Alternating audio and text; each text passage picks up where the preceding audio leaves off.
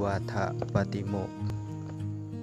สัพพะปาปัสสะอาการนังการบ่ทำบาปทั้งปวงกุศลัสสูปสัมปทาการทำกุศลให้ถึงพร้อมสัจิตะปริโยทะปนังการชำระจิตของตนให้ขาวสะอาดเอตังพุทธานาสาสนังทำ3 อย่างนี้เป็นคำสั่งสอนของพระพุทธเจ้าทั้งหลาย